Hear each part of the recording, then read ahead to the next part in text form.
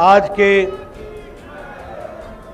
इस कार्यक्रम में मंच पर उपस्थित हरियाणा प्रदेश के बहुत ही यशस्वी मुख्यमंत्री सम्माननीय मनोहर लाल खट्टर जी, हमारे गृह मंत्री और स्वास्थ्य मंत्री, हमारे वरिष्ठ सहयोगी श्री अनिल विज जी, हमारे प्रदेश के जुझारू और कर्मशील अध्यक्ष सम्माननीय ओम प्रकाश धनखड़ जी, हमारे सामाजिक न्याय और पर्यावरण के मंत्री ओपी यादव जी, हमारे कमलेश ढांडा जी, श्रीमती कमलेश ढांडा जी, महिला और बाल विकास मंत्री हरियाणा, हमारे जेपी दलाल जी, कृषि मंत्री, हमारे संदीप सिंह जी जो खेल और युवा के मंत्री हैं, और हमारे कंवरपाल जी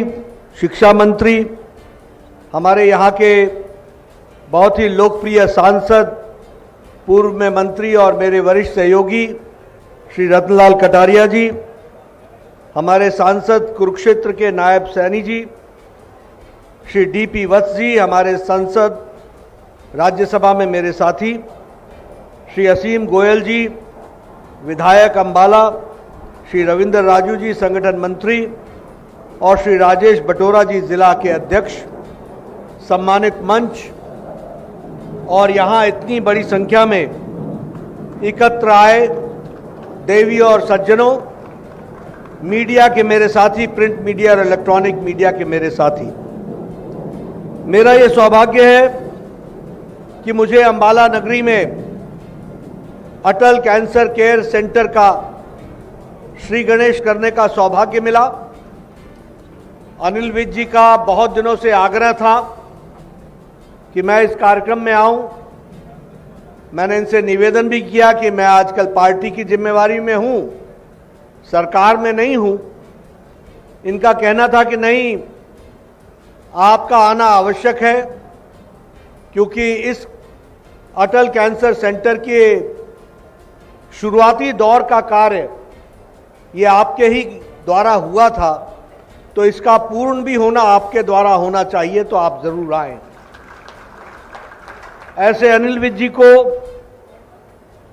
मैं धन्यवाद भी देता हूं, और हम सब जानते हैं इनके व्यक्तित्व में दृढ़ता होती है, वह दृढ़ता हर मामले में दिखती है। तो उसी दृढ़ता के आगे मैं भी इनके निवेदन को स्वीकार किया और मैं यहां आया। आप सब लोगों ने जो गर्मजोशी से स्वागत किया है, इसके लिए आपका मैं हार्दिक धन्यवादी हूं। मित्रों, अभी हमारे खट्टर जी ने और अनिल विज जी ने आपको डिटेल में बताया कि ये जो कैंसर टर्शरी केयर सेंटर है, ये लगभग 72 करोड़ की लागत से बना है। ये 72 करोड़ तो स्पेसिफाइड है, लेकिन इससे ज्यादा इसमें लागत लगी है, और यह आज आपको समर्पित हुआ है। यह भी बताया गया कि इसमें मॉड्यूलर ओटीज होंगे, ऑपरेशन थिएटर होगा।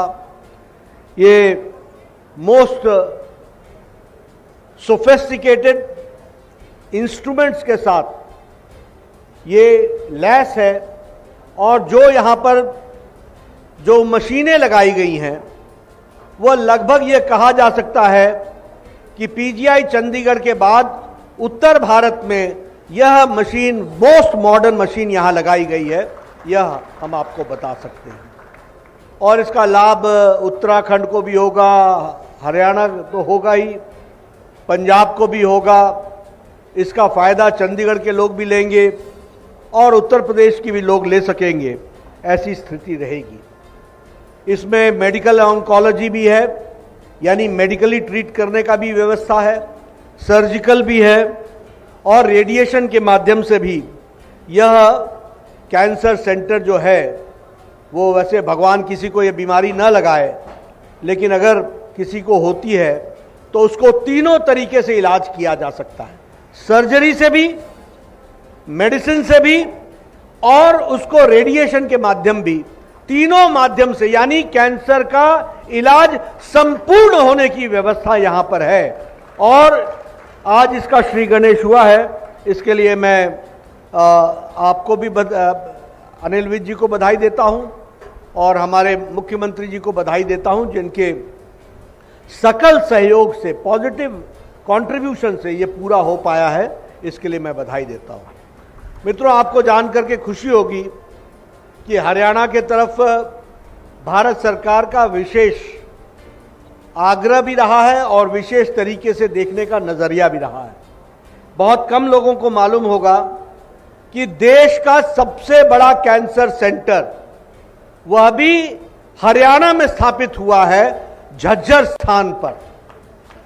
और मुझे याद है कि मैं जब स्वास्थ्य मंत्री था तो उसका श्री गणेश उसका शिलान्यास किया था। लगभग 2035 करोड़ रुपए की लागत से बना हुआ यह 710 बिस्तरों का सबसे बड़ा कैंसर हॉस्पिटल है, तो वह भी हरियाणा में चल रहा है और उसको बनाया गया है। उसी तरीके से अभी भारत सरकार ने बहुत सी स्कीम्स ली हैं। एक स्कीम है जिसमें हम पॉपुलेशन बेस्ड स्क्रीनिंग कर रहे हैं और 30 साल की उम्र में ये जो national programme for prevention and control of cancer और कार्डियोवैस्कुलर डिजीजेज है, इस प्रोग्राम के तहत 30 साल की उम्र में अर्ली डिटेक्शन के लिए हम प्रावधान कर रहे हैं, ताकि किसी को कैंसर किसी का 3rd स्टेज और 4th स्टेज में ना पकड़ाए, शुरू में ही पता चल जाए और उसका इलाज शुरू हो सके। इस बात को हम लोगों ने करने का प्रयास किया है।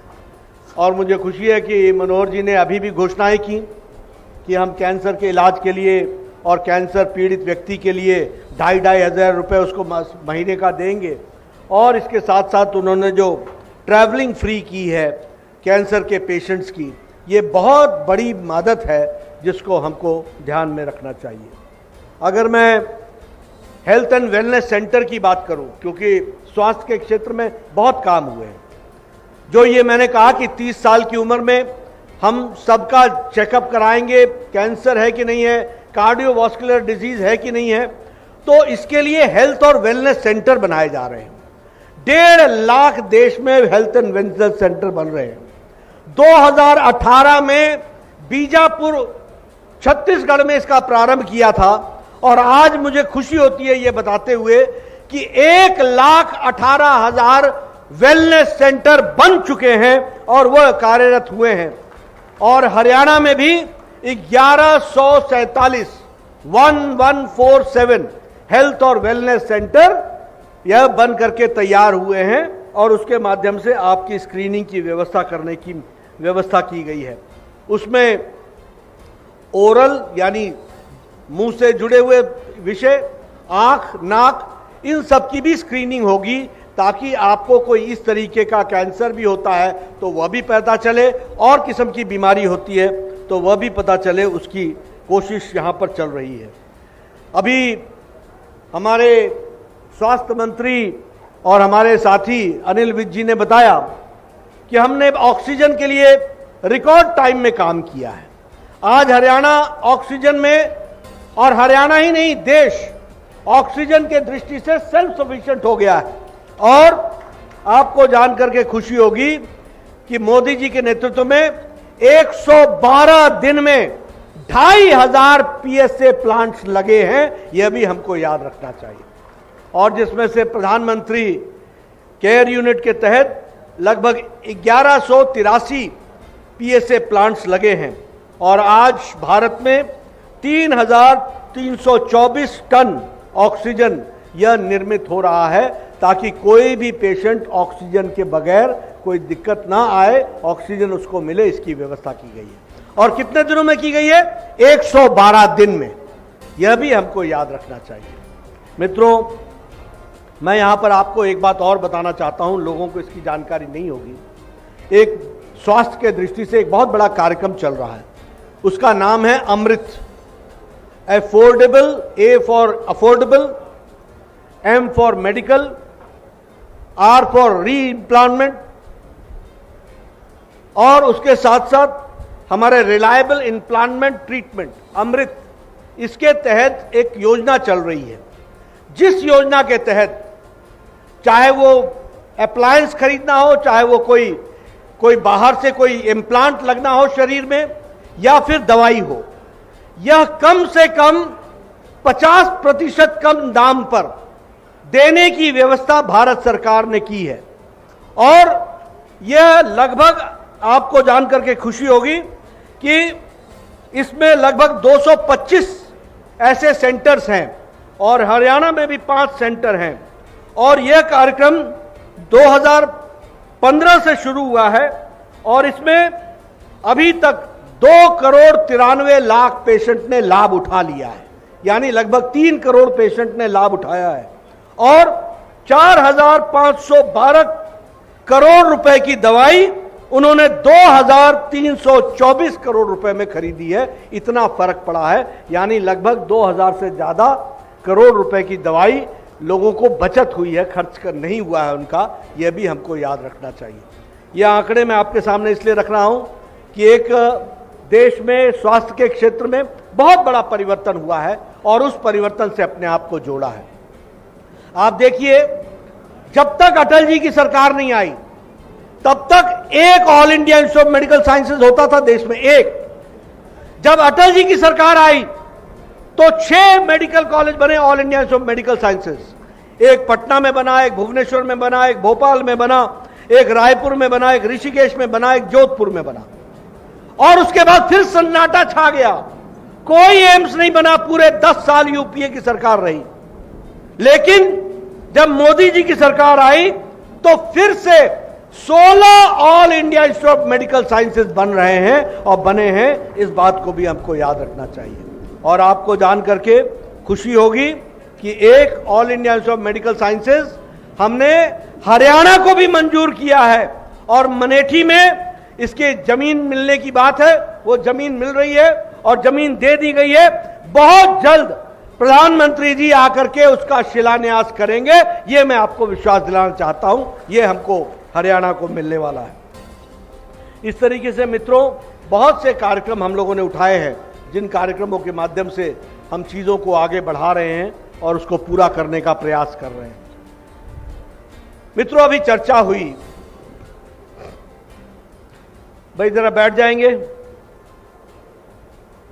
अभी चर्चा हुई, मैं बैठा बैठा सुन रहा था। पहले मैंने अनिल विज जी को सुना, बाद में मैंने हमारे मुख्यमंत्री सम्मानीय मनोहर लाल खट्टर जी को सुना। आपने एक विषय ध्यान में आपके आया होगा कि दोनों ही नेताओं ने आपके सामने छाती ठोककर अपना रिपोर्ट कार्ड आपके सामने रखा है। आप किसी और पार्टी के नेता से यह आशा कर सकते हो क्या?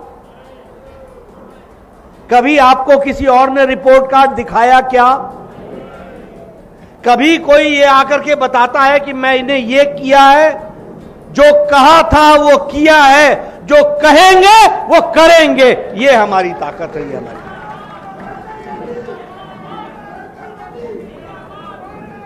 ये मोदी जी के नेतृत्व में भारत की भारतीय जनता पार्टी की बदलाव और संस्कृति का परिचायक है।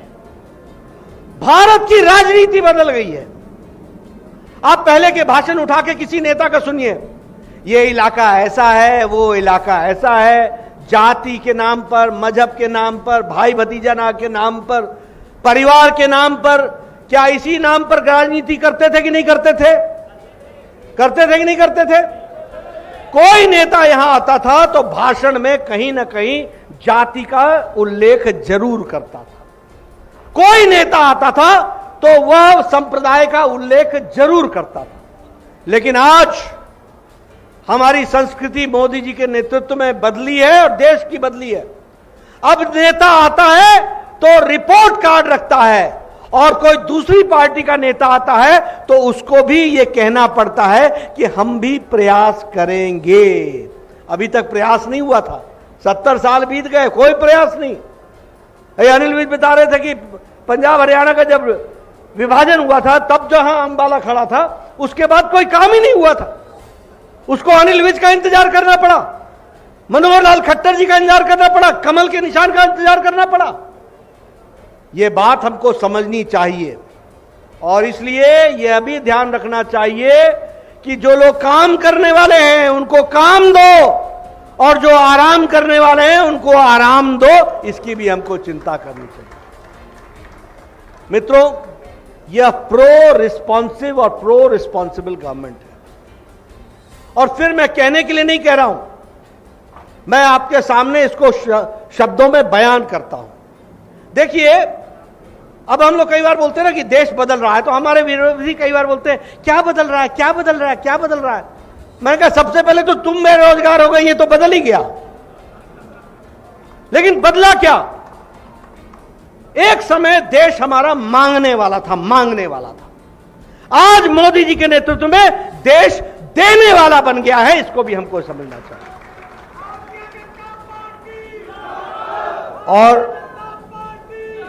और मैं कहने के लिए नहीं कह रहा हूं, आंकड़ों सहित मैं बताना चाहता हूं, चिकन पॉक्स की दवा भारत में आने में, जब यह दवा बनी तब से लेकर भारत पहुंचने में इसको 10 साल लगे। बीसीजी की वैक्सीन, इसको भारत में आने में 27 साल लगे। ये पोलियो की वैक्सीन, जो हम आज पोलियो मुक्त हो गए हैं ना, ये पोलियो की वैक्सीन को भारत में आने में 30 साल लगे, 30 साल। और ये हेपेटाइटिस बी की वैक्सीन दवा, इसको भारत में आने में 37 साल लगे। और ये टेटनस की दवा भारत में 38 साल लगे भारत में आने में। यानी 38 साल हम टेटनस से मरते रहे। मंगाना पड़ता था तो कुछ अमीर लोग होते थे, वो विदेश से मंगवाते थे और तब टेटनस का इंजेक्शन लगवाते थे। लेकिन भारत सरकार की तरफ से कोई व्यवस्था नहीं थी। 38 साल लग गए भारत में वो यह दवा आने में। मीजल्स की दवा आने में 22 साल लगे भारत में। और जापानी बुखार को दवा आने में पूरे सेंचुरी लगा, 100 साल। 1906 में जापान में इंजेक्शन बना था। 2006 में जब योगी जी गोरखपुर से सांसद बने, तब जाकर के ये दवा यहां पर आई। इसको भी हमको ध्यान रखना है। और कोरोना जनवरी 2020 को आया। अप्रैल में मोदी जी ने टास्क फोर्स बैठाया और 9 महीने के अंदर एक नहीं 2 वैक्सीन मोदी जी ने देश को दिया। ये हमको याद रखना है।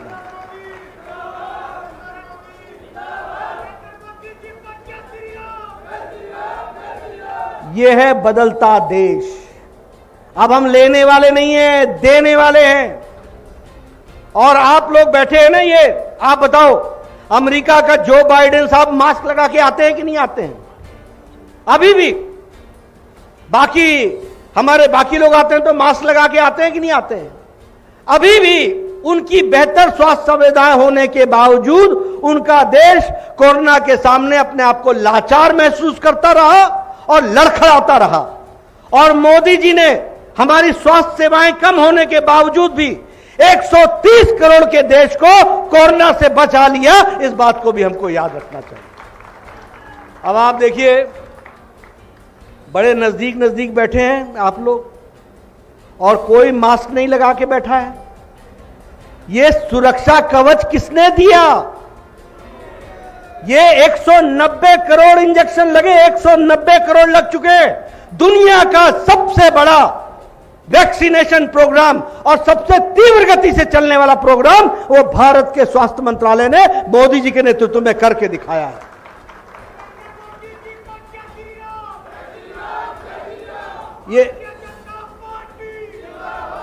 ये 190 करोड़ वैक्सीनेशन ये छोटी घटना है क्या?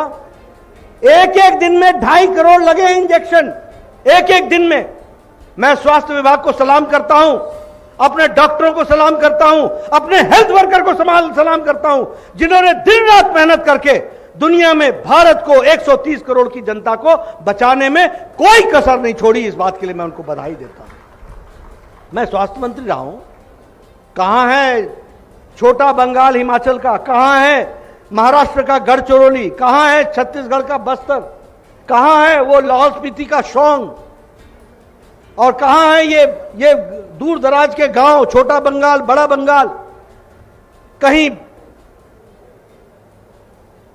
जहाज पर, कहीं पानी में, कहीं पैदल चल के, कहीं खड्डों से होते हुए इंजेक्शन को बचाकर, और इंजेक्शन समझ लीजिएगा एक पर्टिकुलर टेम्परेचर में ही रखा जाता है।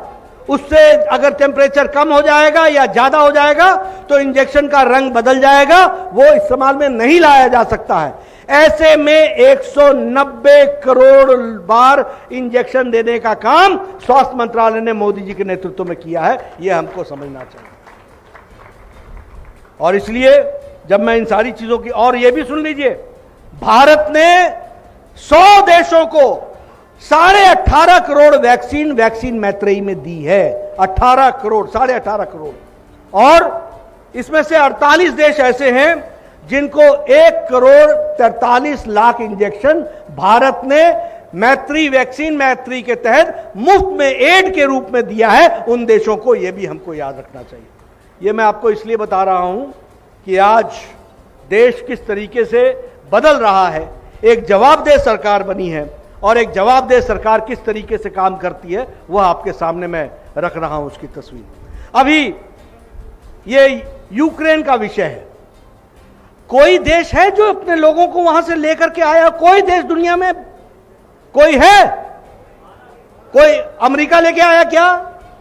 ऑस्ट्रेलिया लेके आया क्या? कनाडा लेके आया क्या? कोई देश, पाकिस्तान लेके आया क्या? बांग्लादेश लेके आया क्या?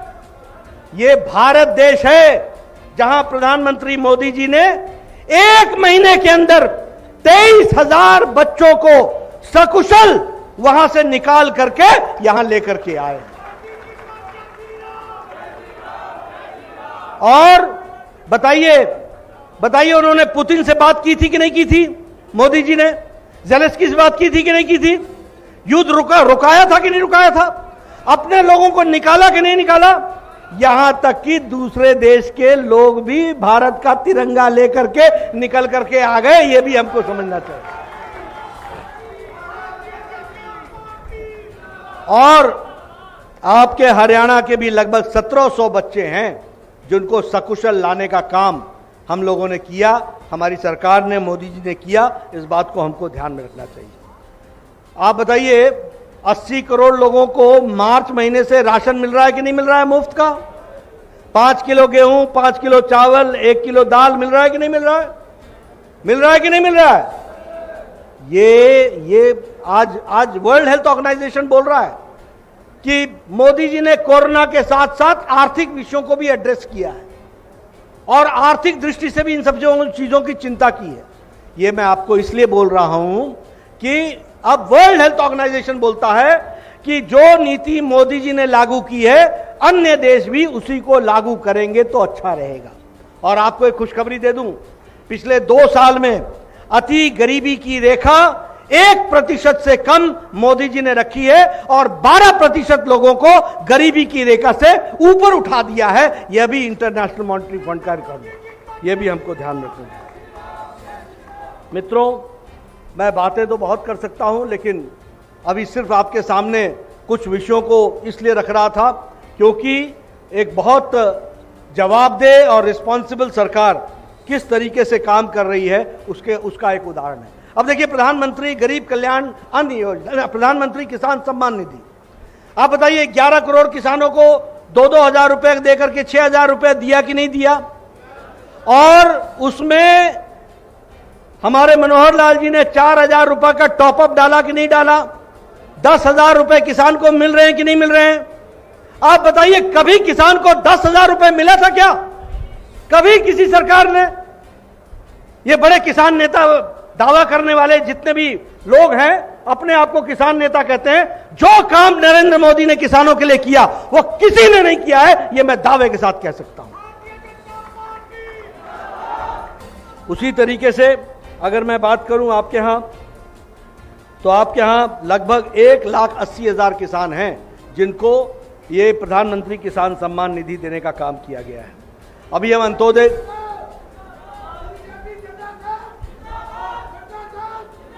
अभी मैं अगर अंत्योदय की बात करूं तो देखिए अंत्योदय में भी क्या हुआ, अंत्योदय नहीं, आयुष्मान भारत। तो आयुष्मान भारत में भी क्या हुआ, अगर हमने गरीबों को 5 लाख रुपए सालाना मोदी जी ने दिया तो खट्टर जी उसमें भी पीछे नहीं रहे, अनिल विज उसमें भी पीछे नहीं रहे। इन्होंने भी कहा कि जिसकी आमदनी 1,80,000 सालाना से कम है उसको हम भी देंगे और उसको साथ में जोड़ लिया। ये एक सोच के साथ काम करने वाली सरकार है, इसको हमको समझना है। और जो कार्यक्रम आपने शुरू किए हैं, फिर चाहे वो महिला समृद्धि योजना है, माइक्रो क्रेडिट स्कीम है, स्मॉल बिजनेस प्लान है, एजुकेशन की स्कॉलरशिप है, विमेन एम्पावरमेंट है, मेरा परिवार मेरी पहचान योजना है, मेरा पानी मेरी विरासत ये योजना है, ये सारी योजनाएं। और सबसे बड़ा बात है कि हरियाणा का डिजिटल योजना, जिस डिजिटल योजना में भ्रष्टाचार को जड़ मूल से समाप्त किया है और सरकार की 485 स्कीमें 37 विभागों की डिजिटली कर दी गई हैं और कोई बीच में बिचौलिया नहीं है। वो सीधे मनोहर लाल जी और अनिल विज का कार्यक्रम जनता तक जा रहा है, इसको भी हमको समझना चाहिए।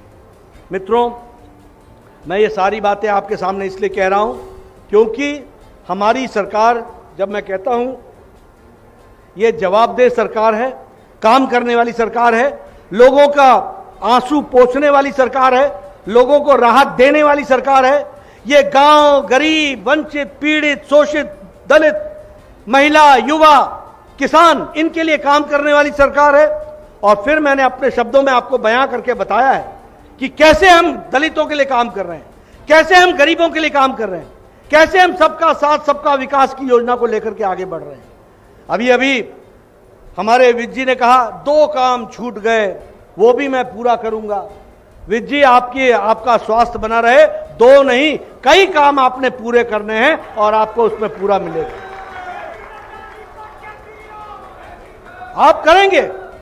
और मनोहर जी जिस तरीके से दिन रात काम कर रहे हैं और जो दरियादिली आपकी है, आप सबको साथ लेकर के चल रहे हैं, ये काम को आगे बढ़ाने का मौका मिलेगा, इसको पूरा हम करेंगे और इसको आगे ले जाने में कोई कसर हरियाणा की सरकार नहीं करेगी। हमारे मनोहर जी हमेशा नए नए कार्यक्रम सोचते रहते हैं। आज भी उन्होंने 2 कार्यक्रमों का यहां पर ऐलान कर दिया, 2,500 रुपए देने का तय कर दिया। यानी ये मर्म है, उनके ध्यान में आया कि 3rd और 4th ग्रेड के पेशेंट, डिग्री के पेशेंट को, स्टेज के पेशेंट को कोई ना कोई आर्थिक सहायता होनी चाहिए और उन्होंने घोषणा कर दी। ये रिस्पॉन्सिव सरकार है, ये जवाबदेह सरकार है, ये तुरंत सोच करके काम करने वाली सरकार है, इसको हमको समझना होगा। और अभी वहां पर चर्चा हो रही थी, हमारे अनिल विज साहब कह रहे थे कि ऐसा कहीं पर नहीं है, ऐसा कहीं पर नहीं है। मैंने कहा तो अनिल विज भी कहीं पर नहीं है, वो भी यहीं अंबाला में है। तो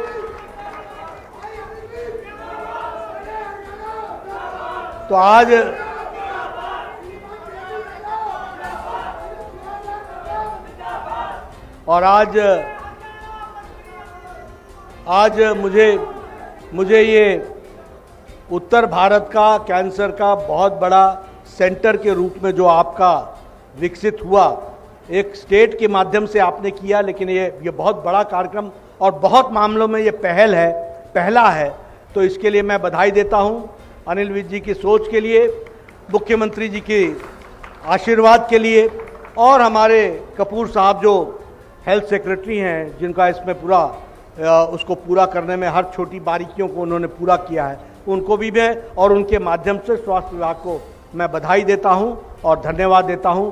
आप लोगों ने इतनी गर्मी में मुझे सुनने का जो हिम्मत जुटाई, इसके लिए आपका भी मैं धन्यवादी हूं।